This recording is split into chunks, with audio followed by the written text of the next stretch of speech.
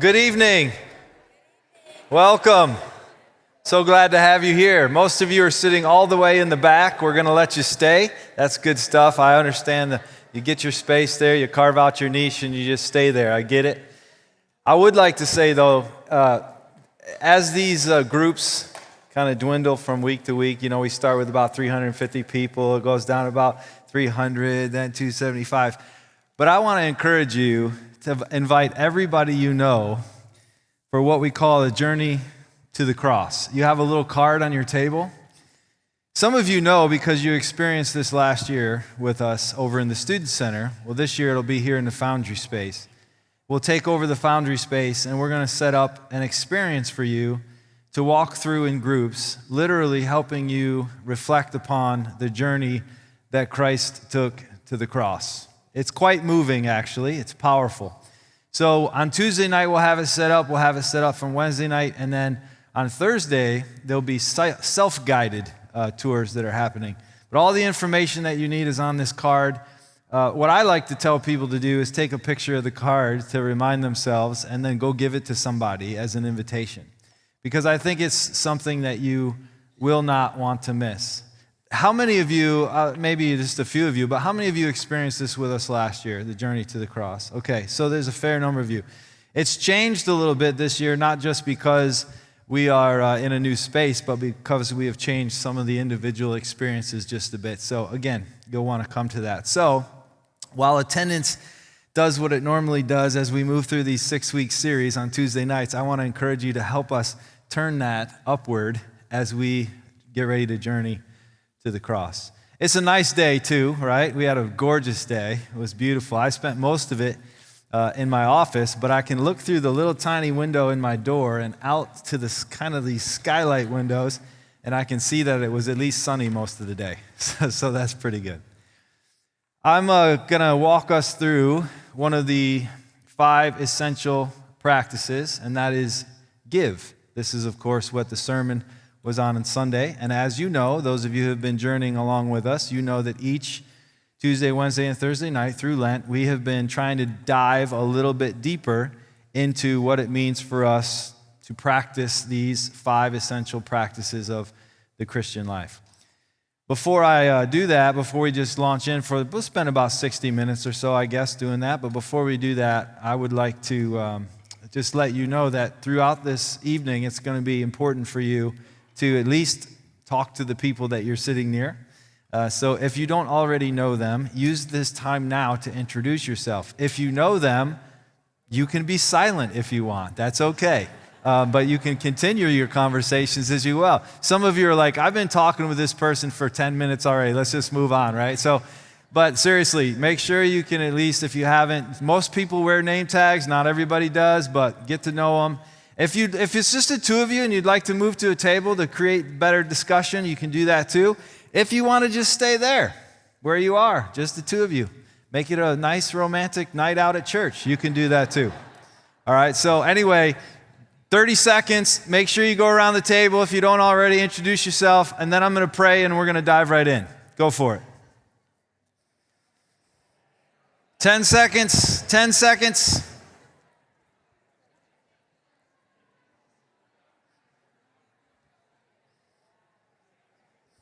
All right, thank you. Now that you are all long lost friends, we can continue forward. 5 essential practices of the Christian life. There's 5 of them. We've gone through 3 of them so far. What are they? What's the first one? Worship. Then what? Grow. And then tonight, you guys are pretty good. All right, you passed. That's fantastic. Tonight we're going to talk about give, but specifically we're going to talk about generosity. I don't know how many of you had the opportunity to worship with us this past weekend, but among other things, Pastor Adam gave us 3 keys to the good life. You might remember them. One was gratitude, which if you remember, we spoke about during the first week, which was worship, because so much of worship is just saying thank you to God. God, I thank you for, I thank you because you are great, I thank you because you are awesome, and just living with this spirit of gratitude. That was the first one. Then living purposefully, and then having the understanding that we were created for good. and to be generous people, that God's generous. And in that generosity, in that goodness, we too have the ability to be generous and to live into that goodness. And then, of course, the last being generosity, which is one of the keys to happiness and fulfillment. But I want to spend most of our time tonight thinking about generosity. I have a few slides just to get us thinking, get us going, and then I'm going to share a formula with you that I think is going to work. I'll be honest with you, I haven't taught this material, so I'm trying it out on you, right? I have to write a chapter for a book that's being published next year, and so this is my chapter. So depending on how you engage and interact will tell me a lot. So don't fake it, right? Don't fake it, right? Generosity, the most natural outward expression of an inner attitude of compassion. Around your table, just say to one another, what strikes you the most about this statement? Generosity, the most natural outward expression of an inner attitude of compassion. Maybe just one or two of you at the table, since we don't have time for everyone, just look at somebody and say, when I read that, I think, or I'm impressed by, or I want to remember, or I'm influenced by, go for it. Go, you got it. Generosity, the most natural outward expression of an inner attitude of compassion. Okay, here's another one for you. As you're talking, here's another one for you. This comes from Mother Teresa. It says, Saint Teresa, joy is the token of a generous personality. Sometimes it is also a mantle that clothes a life of sacrifice and self-giving. Why don't you take a moment and discuss, what does this statement mean to you? When you read this, what do you think about? How does it move you? Go ahead, keep your conversations rolling. Real generosity, it says, real generosity toward the future lies in giving all to the present. Real generosity toward the future lies in giving all to the present. We're going to talk about what it means to be present later on and the significance of that specifically related to time. But when I think of this, I think, first of all, the word real. So some kind of authentic or genuine generosity. Had you ever had someone express, or at least try to express generosity toward you or toward others, and you know right away, this person's not real about this. This is just kind of their way of doing their duty or placating or patronizing. There's a commercial out right now. It cracks me up because my sons have said to me this before, but this mom brings in a new car into the driveway, and she's showing her son runs out to see the car. Have you seen this commercial? And he goes, wow, what a nice car. And she's showing her all the features. And she goes, well, check out the back, how much room there is in the trunk. She lifts open the trunk gate, and there it is, all the groceries for him to take into the house, right?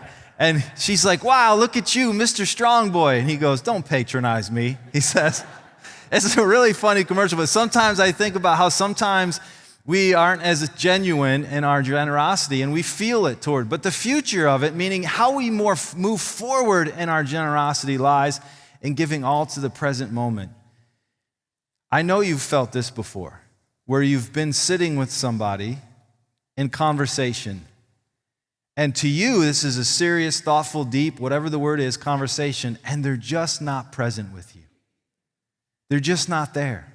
You know, I used to have a really bad habit of looking at my watch when people were talking. And you know what I realized is that it really wasn't really checking the time. A lot of times my watch would get stuck on the corner of my wrist and I'd shake it free and I'd get it back. But people would assume I was looking at the time. So I got rid of my watch, and now I just reach in my pocket and check my phone like that and bug everybody. But you understand how it works, right? But being present with people is really hard. And I want us, as we move towards the end of this evening, which will be much more about time, talents, and treasures, I want us to keep in mind the gift we give somebody when we're present with them.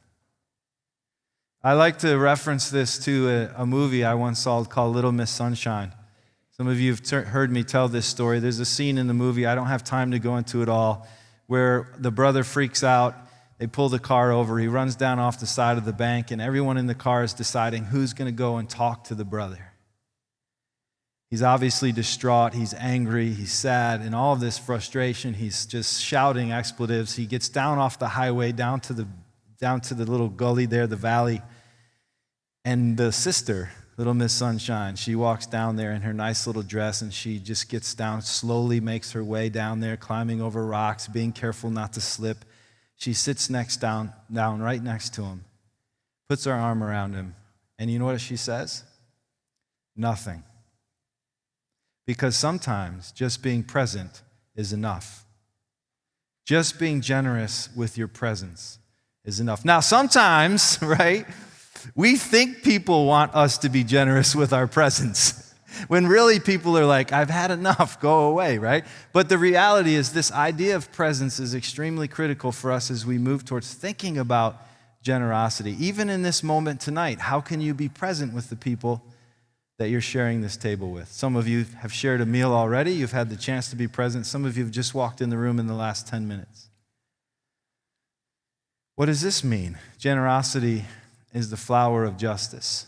I love this one a lot. It gives me this picture. My wife, daisies are her favorite flowers. So come Valentine's Day, I get to be the Mr. Inexpensive and just get some daisies. But I know how much she enjoys these flowers, so whenever I think about this, I think about these daisies that sit on the kitchen counter and that they've come from somewhere. They've bloomed out of what? Well, generosity is what is bloomed out of justice. Justice the other way around. It comes out of this idea of generosity. And I think these are important things for us, even though you can go on the internet and do a quick search like I did and just drag and drop these into your presentation folder. These are really good. You do not have to be rich to be generous. True or false? True. Here's a great theologian, the great thinker Winston Churchill. We make a living by what we get, but we make a life by what we give. How many of you have heard this before? Yeah, this is a great one, right? And then no one has ever become poor by giving. This is another powerful one. You know, sometimes I'm just going to be honest with you. If you've never heard me teach before, I'm just kind of say it like it is and say kind of how I'm thinking. But the reality is for me is like sometimes I'm hesitant to give out of this idea that somehow I don't have enough and I need to kind of preserve for myself. As this insecurity, this fear. They're like, well, if I give some money out of this account and something happens, what will I do? And then I read something like this, and I'm like, oh, okay, I get it. There's other kinds of riches and wealth in this world. So here's my formula. Here's my thinking. I think that charity plus humility and simplicity is what leads us to generosity. I think it's these three things. It might be a combination of other things. I'm just talking about these three things tonight. I want to talk a little bit about charity. I want to talk about humility, and I want to spend most of our time talking about simplicity. I think that when you practice these three things, you arrive at generosity. It's not easy, right? There's simple, and then there's easy, and they're not always synonyms. I say that a lot, that sometimes life is difficult. Sometimes it's hard for us to be charitable, and I don't just mean give money, but to love people in the way that God desires for us to love people.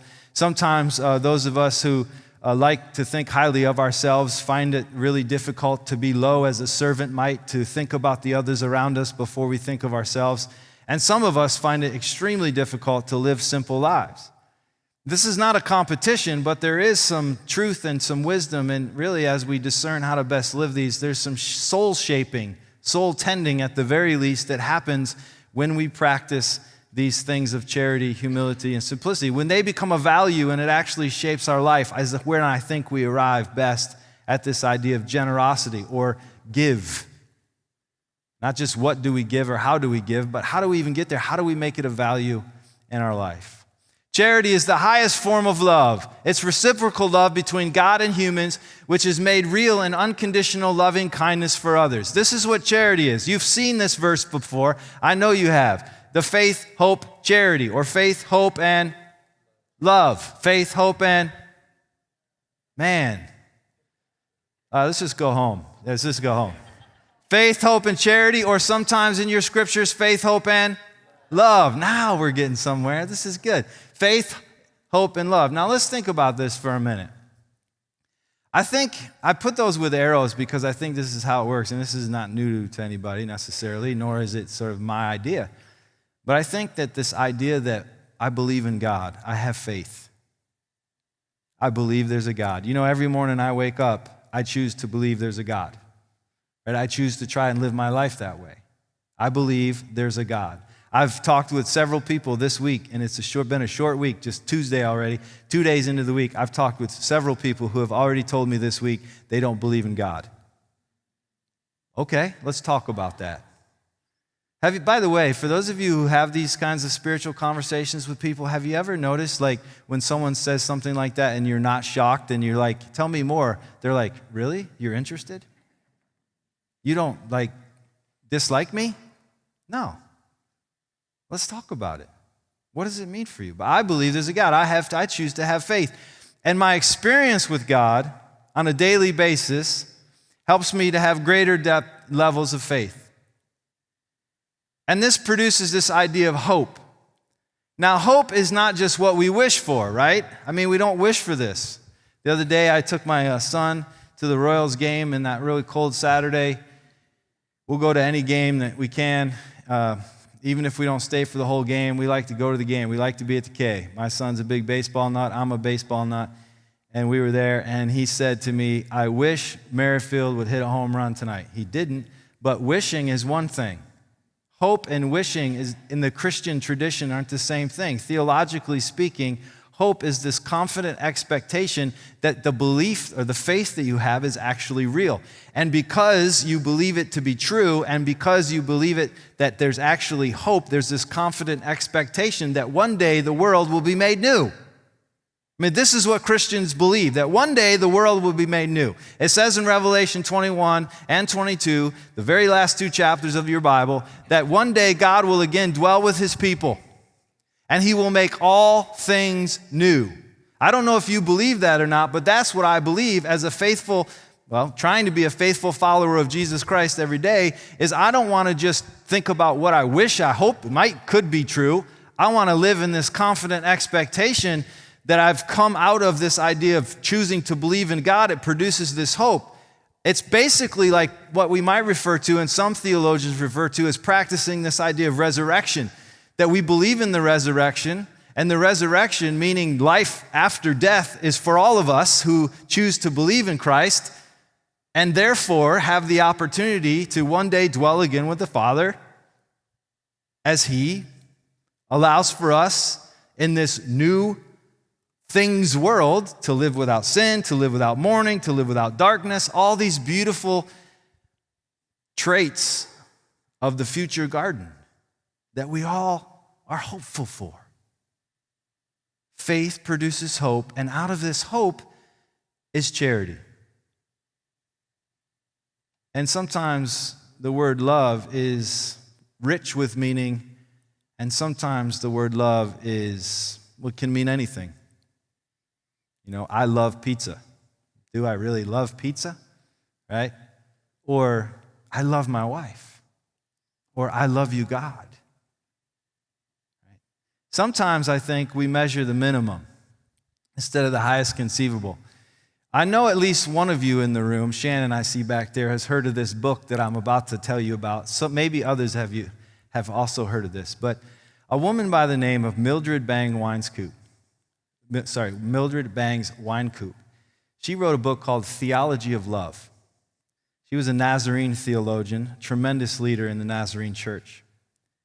And in this book called Theology of Love, she talks about this Spanish philosopher named Ortega. And Ortega said there's 2 ways to measure things, basically. You measure the minimum quantity or the highest conceivable. So you literally count things, or you imagine what could be. And so he is thinking inside of Mildred's book, he talks about this. Ortega says that the relationship or my love for my wife is not based on the number of gifts I've given, kisses and hugs. That's the minimum.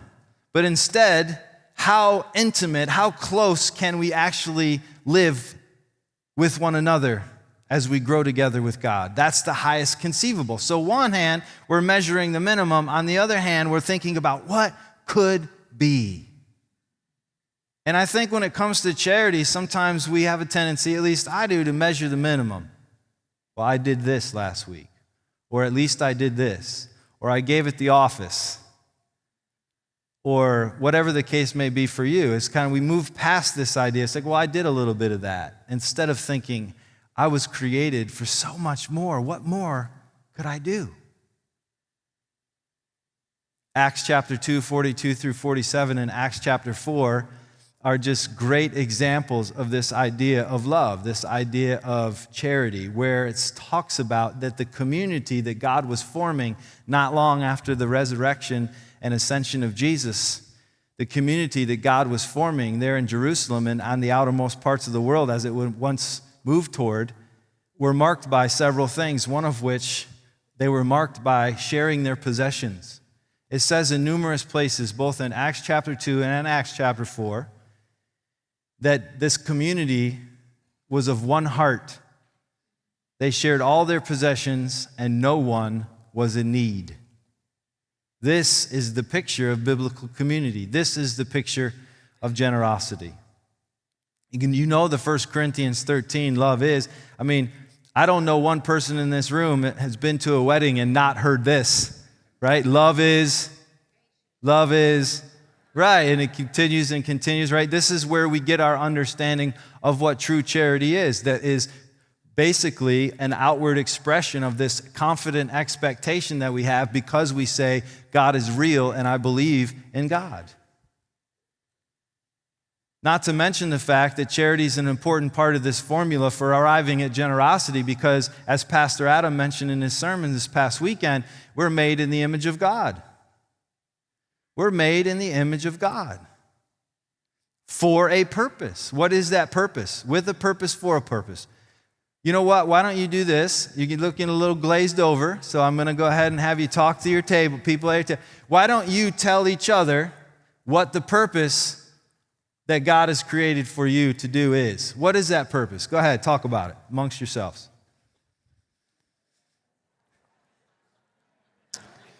Well, most of you, I'm sure, have heard this before, at least those of you who have any connection with the Westminster Catechism, you know that the chief end of man is to what? Glorify God, right? Which means we live a life of worship towards God. But there's other, I'll say, unique purposes that God gives us. I mean, we had work to do from the very beginning. You know that, right? When you read through Genesis, the first two narratives of Genesis, in Genesis chapter 1 and 2, you know that humans have been given work to do. That work is to do things like be fruitful and to subdue the earth and keep it, right? Which means to care for the earth, to be good stewards of the earth, to take care of all of what God has allowed us, right, to hold on to. God owns it, but we'd hold on to it. And so we have other work to do. We have the job and responsibility to represent, or I always like how Pastor Adam says it in our world today, to represent God to the world. One of the theologians that I've read, his name is Chris Wright, and he is a missional theologian, and so he talks a lot about the missional nature of who God is and the missional aspects of Christianity, meaning how we essentially roll up our sleeve and do God's work in the world, where we live, where we study, where we work, and where we play, wherever we find ourselves. And one of the things that Chris Wright is always discussing, and early when he talks about this idea of missional living, is that he's talking about how kings and queens long ago would mark their territory. They had these icons that they would put along different places. You know, we have no trespassing signs, right? But back in the day, we had these little icons or statues of the king or queen that they would put around their land to mark their territory. Then anybody who would come upon the land would see this icon and be like, oh, this is so-and-so's land. This is what God does. Did you know that? We are icons. We are living representatives of who God is on the planet. At the end of the day, we can say the chief end of man is to glorify God. The chief maybe said differently, or we're just designed to give God the love that God has given us back to God. And in doing this, we sometimes, I think, forget that our responsibility in loving God is to also live this missional or gospel-centered life. This idea of purpose with a purpose. If our purpose is to honor God, to glorify God, and we do that by representing God to those around us, then we have to be people in our charity, in our love, who are marked by missional living. You understand what I mean by missional living? People, Christians, living on mission. What's the mission? Well, the mission is to represent God so that when people stumble upon you, you mark God's territory. You mark what? God's kingdom. You are living icons. And if we're going to move towards generosity and we're going to be people of charity, we've got to understand this. This is a lot to say here. There's no way I think I have time to put all this together, but if I'll give it to you later if you like this definition. But remember, I'm trying this out for a book, so keep that in mind. But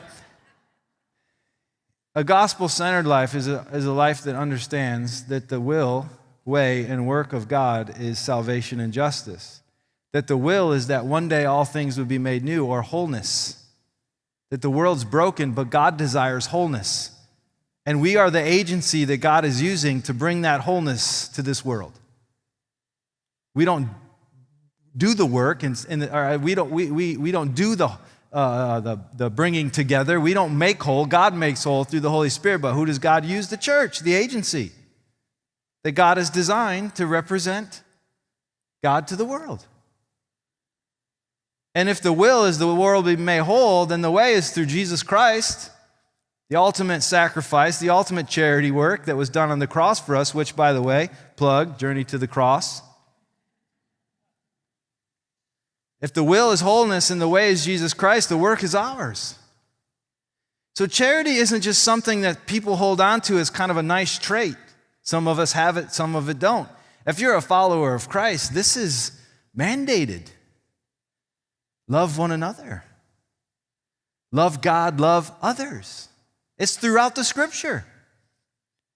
And when I think of this for my own life, I go, man, could I do a better job? Today I sat down and reflected a bit on the areas where I thought I was doing pretty good and the areas where I could do better. And let me tell you, the right-hand side of the page, the do better side, was way longer. So I know we all have work to do. And that's not to make us feel guilty or bad or beat us over the head with a club. That's just to say, look, the reality is that as humans, the fundamental flaw we have is that we want to put our trust in ourselves instead of God. And so we struggle to say, are we going to let God be God, or are we going to be our own little gods?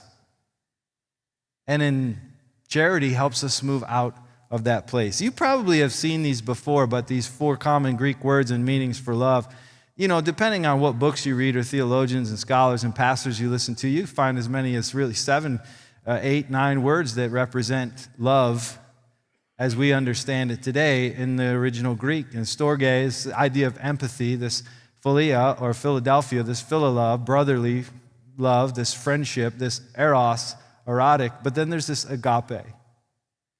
And this idea of agape love, which, again, pointing back to Mildred Bang-Wine's book called Theology of Love, is this unconditional, all-life-orienting love. It's this love that says, I choose to live my life this way. It orients me.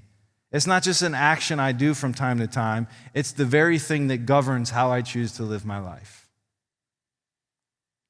Now let's talk about humility. Intentionally living low as a servant for the sake of the world, in the name of the Father, Son, and in the Holy Spirit. Humility is tough because sometimes humility can be like this deprecation of ourselves, this self-deprecating where we're like, oh, I'm terrible, I'm not good, I have no worth, everybody's better than me. Well, that's not humility as God intended. Sometimes that's just our own sort of weakness rising to the surface, causing us to think things about ourselves that's just not true. It very simply said, you can't say it any clearer than this, to be honest with you. Very simply said, you are a child of God.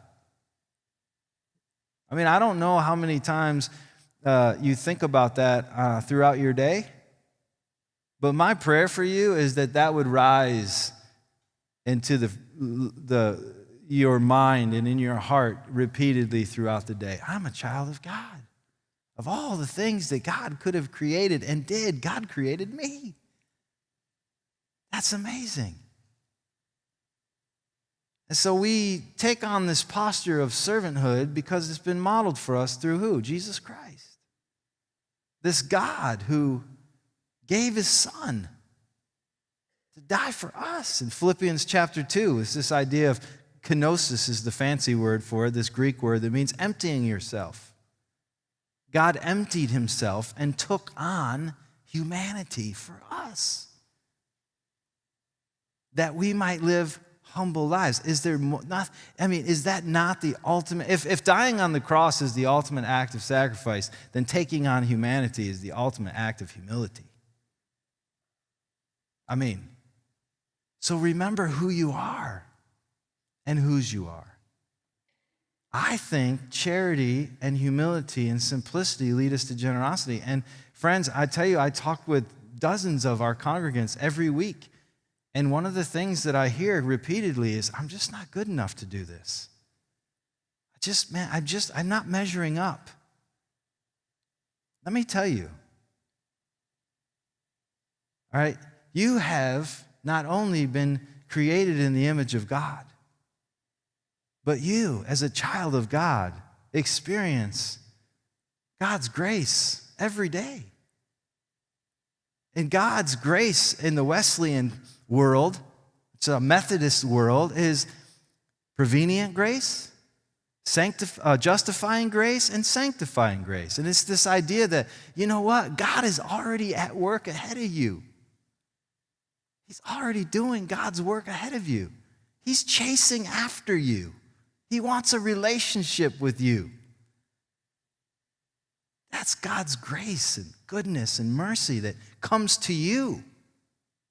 Many people I know when you do this, I don't know if you've ever done this, and I think everybody should. At some point in your life, you ought to just sit down and tell your narrative of how you got to be the Christian you are today. Flaws and everything. Trials, tribulations, celebrations, victories.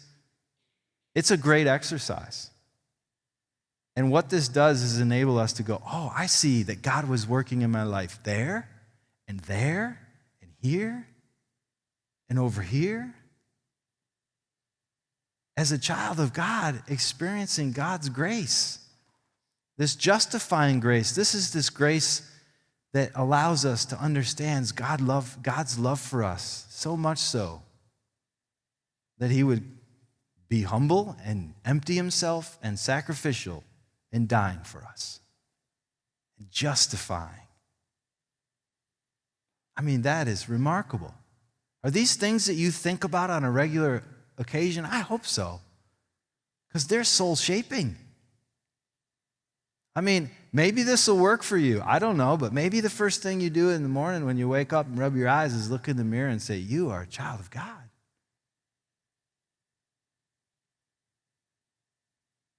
And then sanctifying grace, this is like this ongoing conversion that we have in our life away from the old self and towards the new self.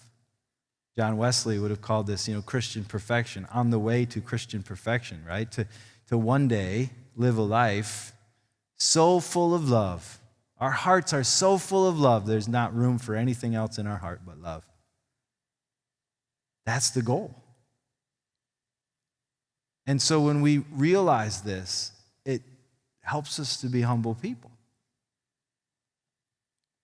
Inherent worth of all of God's creation. I will tell you, sometimes I'm better at remembering who I am and who God is and that I'm God's, and then somehow when I take my eyes off myself and look around, I forget that other people have been created in the same way. And sometimes I struggle with my own selfishness and impatience. I used to be an extremely impatient person, to the point where it required hours and hours of therapy. And I'm still working on it. I don't know what it was in me, and I don't know what, I'm still trying to get it out of me, but I can be the most impatient person in the world, which sometimes surprises people because they say, well, you're so super chill and you're so relaxed, you're so easygoing. And I'm like, I'm hiding it. It's in there. I just don't want you to see it. But sometimes just realizing the inherent worth of all of God's creation, not just humanity, but all of God's creation. all the beauty that surrounds us. Some of you know this, but I was going to go play Pebble Beach. I'm a golf guy, so I was going to go play Pebble Beach a couple weeks ago. And I had a tee time, and my flight got canceled through Denver. And so my wife and I had to go into LA instead, which ended up being awesome because we drove up the Pacific Coast Highway. And I had never done that before. How many of you have done that? Well, I'm like the only one here that never did that. I'm telling you, I don't know how many, what you remember most. For me, it's that Bixby Bridge, coming around that corner and seeing that bridge and thinking, wow, look at that thing. And the mountain behind it. And then you get up on the mountain and you look out and all you see is this vast sea, and you can't help but go, God, you are awesome. I did not get to play Pebble Beach. I was really disappointed. However, I have my tee time credit, so it's going to cost me like $3,500 to go play a $400 round of golf. None of us is greater than the other. Let's live with that. Let's let that be a staple for our lives. That none of us is greater. We all have different gifts to offer in the church. We all have different talents. We all have uniqueness. We're all, however, children of God, created with value and worth. A servant's heart, mind, and soul. I think it's the whole being. Sometimes we say, oh, that person has such a servant's heart. But I think it's bigger than that. I think it has to transcend all of ourselves, because our mind is like, what are we thinking about when we walk into a situation where someone needs our help? How is that? I have a story that I tell when I speak on this subject, and it's my colleague and I, his name's Michael. We were driving from the western suburbs of Chicago to South Bend for a meeting. It was a really, really important meeting. This is back when I was running an organization in Chicago, and so it was like we had planned this meeting for ever. It just had to happen. And it literally could have meant the trajectory of our company going upward or downward. And I was like, we have to make this happen. And so we kept calling the folks in South Bend, yep, meetings on, meetings on. And so that day arrives, and it is snowing like crazy. It is just coming down. I don't know how many of you have ever lived in that kind of snow or seen that kind of snow. I have lived here for 10 years, and I have not yet seen the snowstorms in Kansas City that I saw in Chicago and Minneapolis where I lived. And I'm telling you, the snow was like, we shouldn't be driving, but we got to get to this meeting. And so we're leaving the parking lot of the business, and we're moving out towards getting on the highway there. And I'm going down this little hill. We're not even 2 miles away from our headquarters. And the car in front of me slips off the side of the road and goes right down into the ditch. And you know what my first thought was? It's going to be slippery all the way to South Bend. And I actually kind of slowed down a little bit. And I asked Michael, I said, should we stop? He goes, should we stop? What are you, stupid? Yes, we should stop. Pull the car over. So I'm like, oh, man. We pull the car over, and it's deep, man. And she's down there, and we're like, oh, what are we going to do? And he's like, what do you mean, what are we going to do? We're going to sit with her until the people come to get her out of here. That was such a learning moment for me, because here I was, so ambitious, so driven. I had this agenda, and God interrupted that agenda and said, no, today you'll be spending hours alongside of the road in this snowy day with this woman you've never met and will never see again, just to help. And I don't always have the mind. I think I sometimes have the heart. Someone can convince me to do it, right? But the mind's like, what's my first thought? Michael's first thought was, haven't you already pulled over? I'm looking in the rearview mirror, And the soul is just how it envelops us, and we begin to embody this idea of servanthood. I am absolutely amazed at the people of this church, not just the sacrifice that you gave to build buildings like this. That this is important. This is a great ministry tool. But what I'm blown away with are the thousands of people it takes every week to pull off a worship service, a weekend worship set of services. And the hundreds of volunteers that it takes to work in all of our different departments. I mean, I've worked in a lot of churches over the years, and I'm not comparing them, but you're the best. And it's like, I love to partner with you. And so many of you go, I got to do whatever it takes mentality. I'm just going to get it done. Let's serve. You've heard of the golden rule. Have you heard of the platinum rule? I want you, this is your homework. You have to Google platinum rule. This came out a few years ago when we were doing some research on millennials, right? Do unto others as you would want them to treat you is the golden rule. The platinum rule is do unto others as they would want to be treated. But you should look it up and read about it because it's fascinating to see how especially non-religious millennials feel about the church and how they feel about Christianity in general. And so much of it has to do with how so many of the churches that they look at, whether it's fair or not, the perception is they like themselves better than they like us. And we've got to change that narrative. And then ultimately, right, God's purposes drive our life. It's not about us. I am a competitive, strong-willed, ambitious person. I always have been. I coach a baseball team. Some of you know that. And last night, I was just beyond any kind of reason. And I'm sitting there. I've been coaching these boys for 7 years. And they're a AAA team. They're a good baseball team. And I was like, it's like they forgot everything I ever taught them.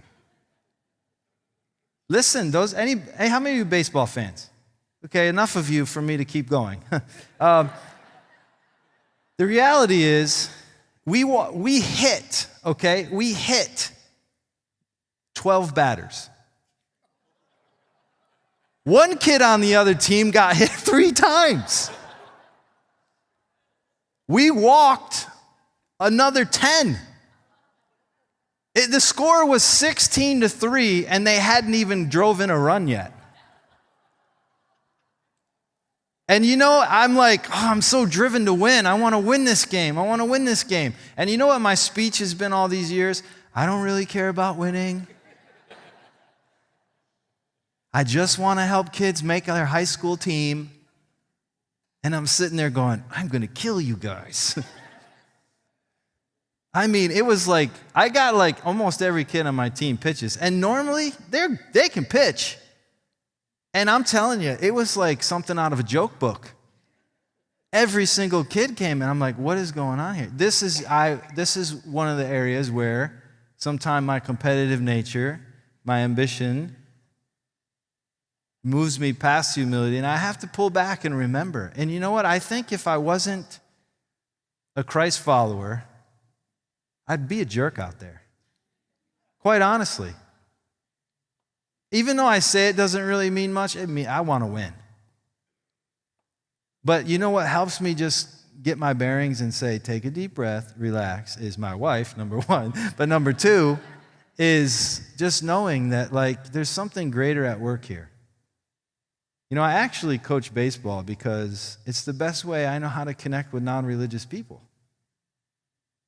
I mean, I get to hang out with 14-year-olds. And when you moaned, she's like, oh my gosh.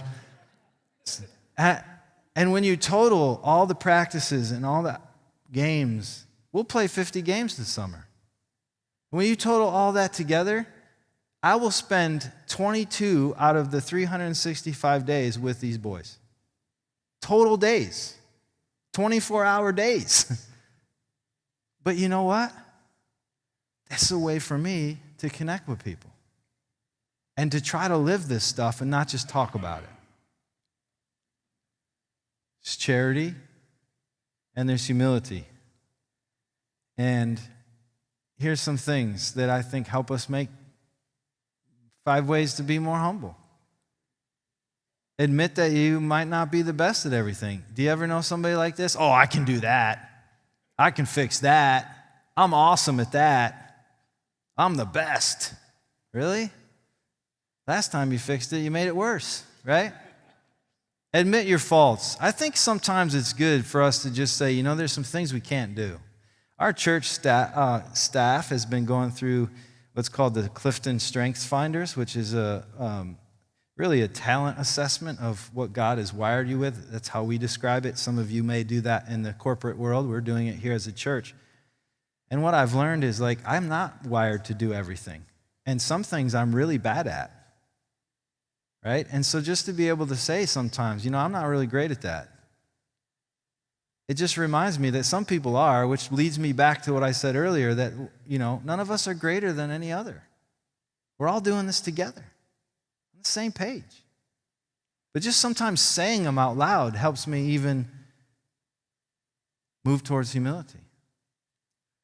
Admit when you're wrong. This is tough. Have you ever had to, I know you have, those of you who've had kids, have you had to apologize to your kids? Man, that's really hard. It's like, I was wrong. I'm so sorry. I shouldn't have said that. Or you were right, and I totally spaced. I wasn't thinking.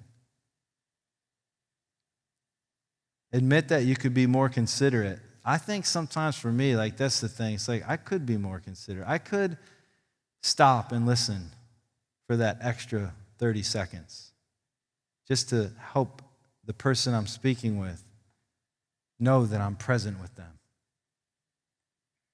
Admit that you need to appreciate others more than you do. I was in the Navy for a while. I was a CB.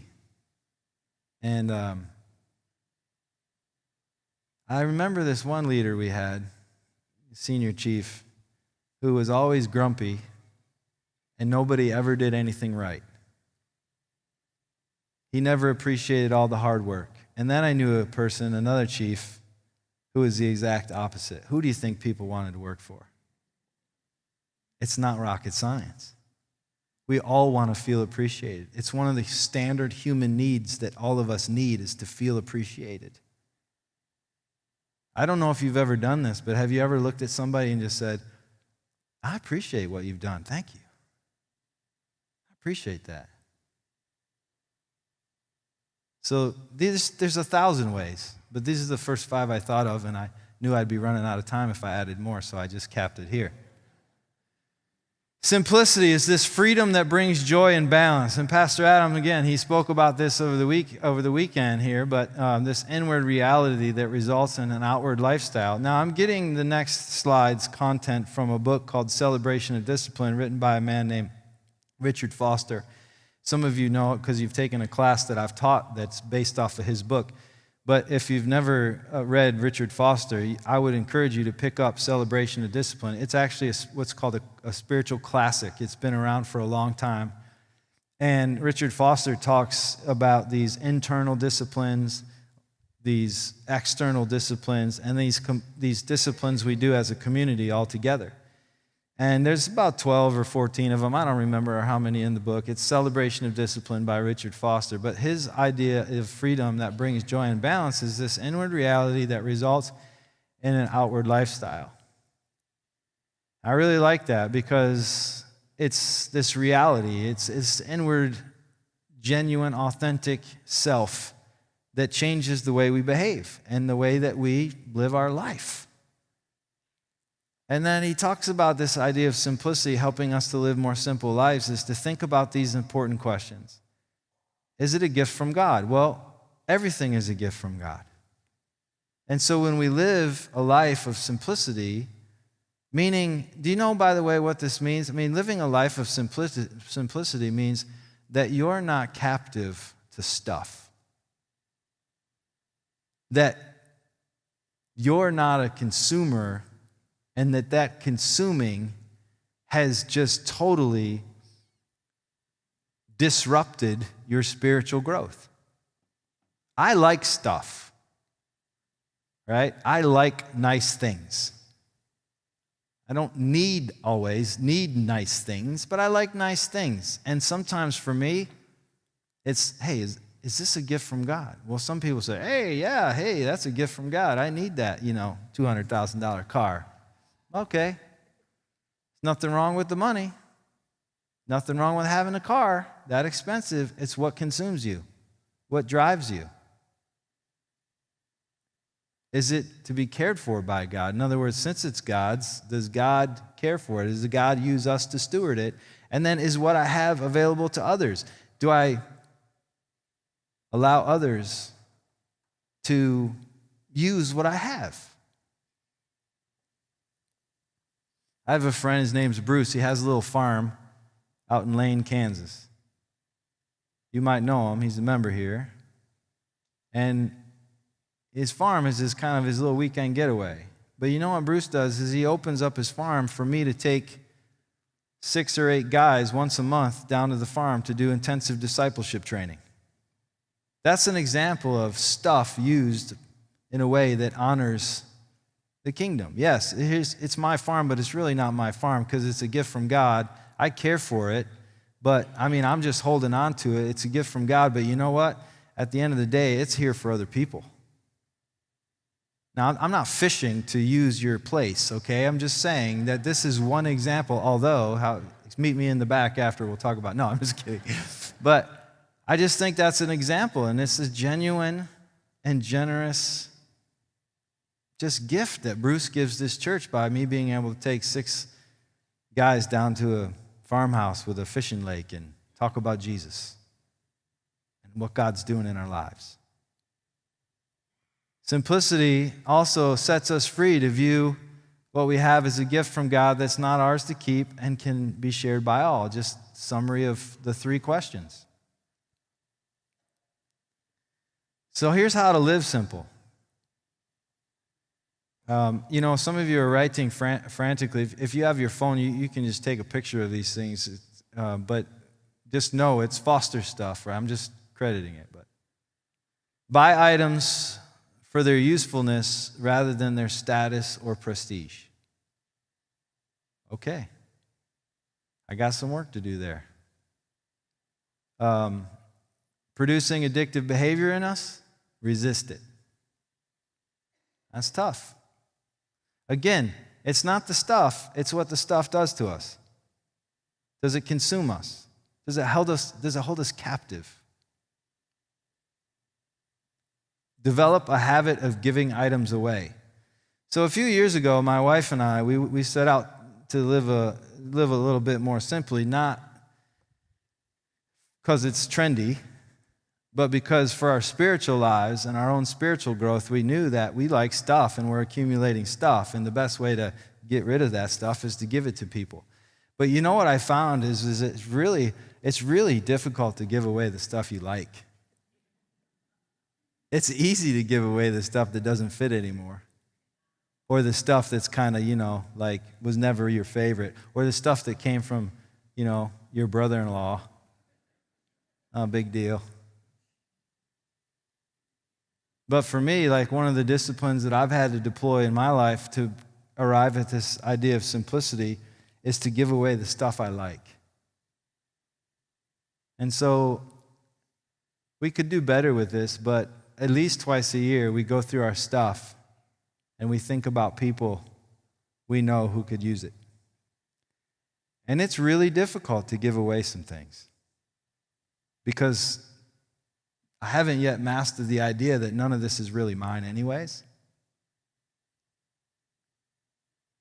I saw a kid one time. I used to play college basketball, and one year we were playing down in this university down in Washington, D.C. area, and it was a really cold winter day, and we were just walking from the hotel to the restaurant where we were going to eat as a team, and my friend Jermaine literally gave the coat off his back. And he had just gotten it. We were just coming off Christmas break. And this was a leather jacket that he had gotten from his parents for Christmas. And when we first saw him at the campus before he left for D.C., man, he was going around, look at my coat. My coat is awesome. I love this thing. I've always wanted one of these things. And then when it came down to the rubber met the road, and a homeless man walked up to us, and he was about ready to freeze to death. He took his coat off, and he wrapped it around the guy. And it forever cemented in my mind and heart what it looks like to be generous. I said, man, that must have been hard. He goes, I got dozens of coats. Did I like that one? Yes. Would I have given the other ones away? Yeah, if I had one with me? Probably. You all have done things like this. You've all seen things done like this. And it doesn't always have to be so dramatic as that. Sometimes it's the mundane, ordinary, routine things in life. Don't be enticed by the propaganda of gadgets. That's me. I love gadgets. If it's new, I need it.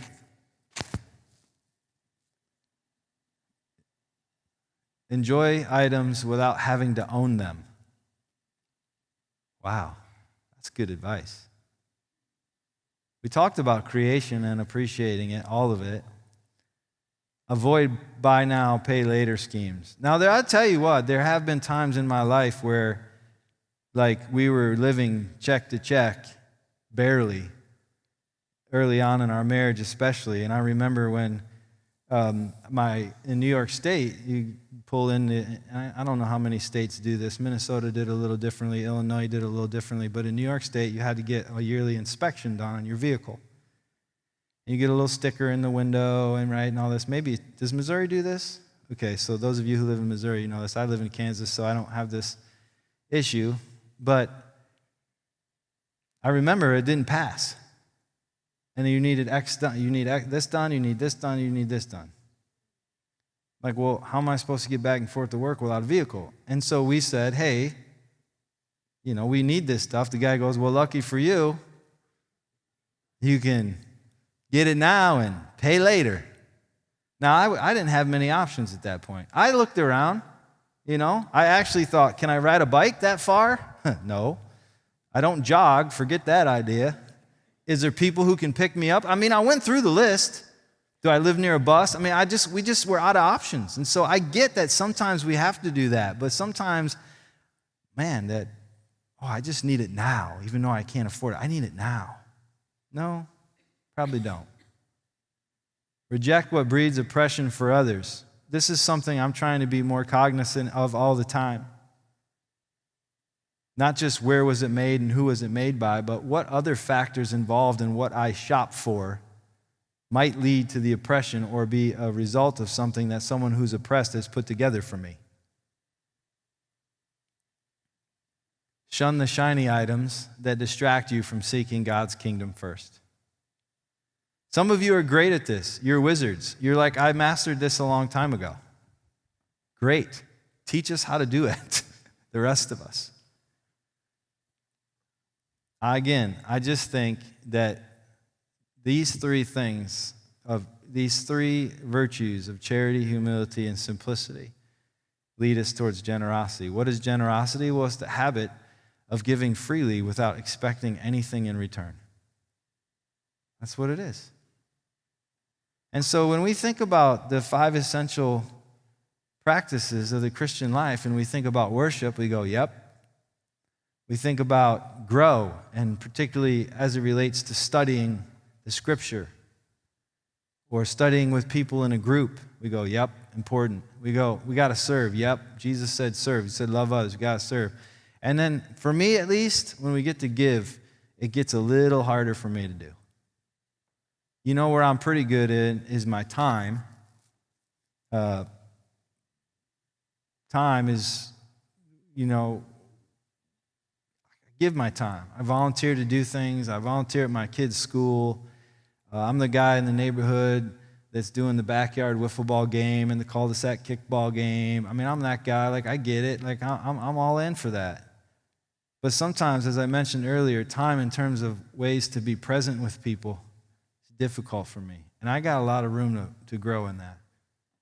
to literally be with people. Some people refer to it as the be with factor, right? That just being with you, just having you here with me. I have a friend named Dennis, and he had his knees replaced, and I went and see him in the hospital. And he was out, but his wife was there. And they're actually quite nervous about the procedure. I mean, knee replacements happen all the time, but he has some blood conditions that they were really watching carefully. And he had some previous infections and things. And so, I'm not a physician, but yeah, I could tell that this family is deeply troubled by this. And so they were a little bit like distraught, a little anxiety. And even though Dennis was out, he didn't know what was going on. His wife, Vicky, was there, and she was like, I just want to thank you so much just for being here, just having you here. And I'm like, I'm not even doing anything. I'm just standing here to say, hey, man, I like Dennis, my friend. I love Dennis. He's a good dude. But, that kind of presence, not just time like, time, but time like valuable time where you're literally creating a sense of community. What do you do well that you can do for others, your talents? And then treasures, what do you own or have access to you could give for the benefit of others? All of this leads us towards this idea of charity, humility. What's the last one? What is it? Simplicity. I'm getting tired, thank you. I won't do that in the book. Thanks. But listen, here's this really, you know what? I hit that too early. Can you stop that for me, bud? I want to give you a little, has anybody seen this as you're looking at it so far? Nobody? Okay, one or two of you. This is really a cool deal. Let me set it up, but I didn't realize it was going to do that as soon as I pushed play. I don't know why I didn't think that. So there's this deal, it's the global, teacher association, and I don't know the exact name for it, but they take about 10,000 applicants every year, and they determine the best teacher in the world. I don't know how you do that. I don't know what the criteria is, but this gentleman that you're about to see here, he's in the running. And I want you to see this video. I think it's deeply profound, for one. It's just very inspiring, but the real reason is I think it's a great picture of time, talents, and treasure. Go ahead and take a look at this. Peter Tabachi. $1 million prize for the world's best teacher. Peter Tabichi is a maths and physics instructor from Kenya. He was selected for the top spot out of 10,000 nominees from nearly 180 countries. I feel great. I can't believe it. I feel so happy to be among the best teachers in the world, being the best in the world. Tabichi accepted the coveted award in Dubai.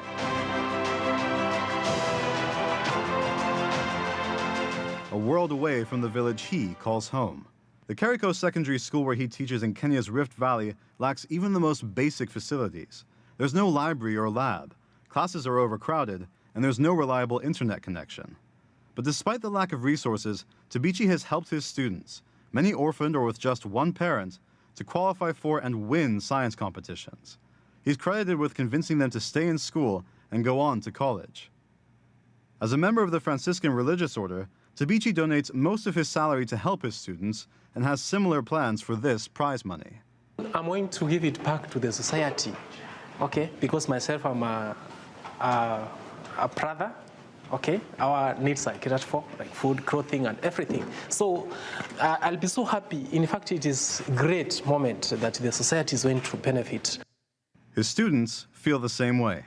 The winning will bring benefits to Keriko and also the community and the society at large. He's a very good teacher to us. He's a teacher who has been helping us in the science and engineering fair. So he's a good teacher, and he deserved that. Tabichi has received recognition for his Global Teacher Prize both at home and abroad. But he says the award is not about him. Instead, it recognizes what Africa's young people have to offer. Joshua Cartwright, CGTN. couple of things about that. I mean, is that not inspiring, right? I mean, you win $1 million and what are you going to do with it? I'm going to give it back to the school, right? 80%, I did some research and did a little bit of reading on some articles that kind of surrounded this video. 80% of his salary he gives away back to the school so that he can fund the things that they can't fund otherwise. I mean, when he talks about winning the award, what does he say? In his humility and his charity, he says it's really about the kids. I mean, it's powerful. It's a great picture of what it looks like. This just happened I think it was like a week and a half ago. I mean, Global Teacher Prize. How cool is that? And then to have a Franciscan monk say, I'm all in. It's for you. It's just amazing. I hope that all of us, my prayer for myself is that one day I might have the charity, humility, and the simplicity that leads to that kind of generosity. Would you pray with me and we'll be done? Thanks, God, for the opportunity for us to come together this evening in this great space that you have provided for us. To be challenged, to be inspired, but also to get some practical tools for how we might more deeply commit to living out this one of 5 essential practices. Help us to not only think about what it means for us, but help us to think about how we might transform our lives through the power of your Holy Spirit and the guidance of your Holy Spirit, and that we might impact those around us, where we live, where we study, where we work, and where we play. We're mindful, God, as we have already uncovered this evening, that everything we have comes from you. That we're to care for it as if it's yours, because it is yours. And that everything we have ought to be something that could be the benefit of those around us. Help us to live missionally each and every day, and we pray this in your Son, Jesus' precious and holy name. Amen. Thanks for being here. Again, I want to encourage you. Thank you. I want to encourage you to invite all your friends back. Journey to the Cross. It's going to be an experience that you will not want to miss. I guarantee you. All right, have a great night. Stay safe and go Royals.